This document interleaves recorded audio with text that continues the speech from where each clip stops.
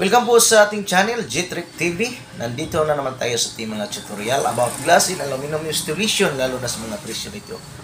Mga kalods, ang ating pipresyon ngayon ay ang sliding window with jump 1x3 po. Kasi ang request ng ating customer ay lagyan niya ng aircon yung ano niya. Problema kasi hindi na siya gusto magbutas sa wall niya. Gusto niya sa may bintana ilagay. Kaya makita niyo mga kalods sa ating video, makita natin dyan ang sliding window na may aircon po. Ang video na ito po ay yung nagpalagay ng aircon na gusto ilagay sa may sliding window po. Sa window po ilagay, hindi na magbutas ng wall. Ito po ang bagay po.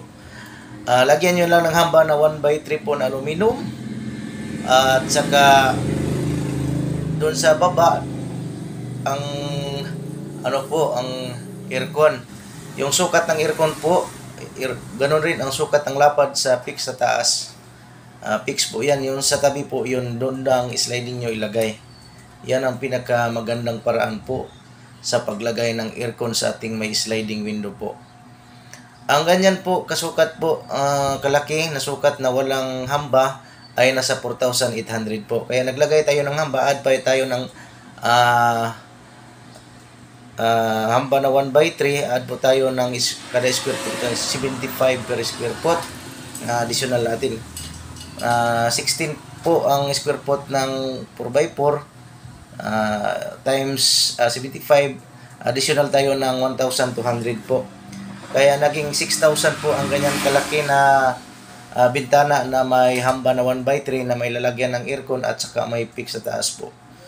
Mga kalods, kung yung nagbabalak ng magbili ng aircon na hindi na magbutas ng wall, yan po ang pinakamagandang paraan po na paglagay ng sliding window na may aircon po. Kailangan po yan na may hamba po. Kahit gano'ng kalaki ng hamba nilagay ninyo po, nag-a-adjust rin ang presyo pag 2x4 o 1/3/4 o 1/3 by 1 3/4. Depende na yan sa inyo, pero mas maganda yung 1/3 by 4. Medyo malaki. 1x3 lang po nilagay namin kasi kaya lang yan sa ano natin, sa framing sa ating sliding window po.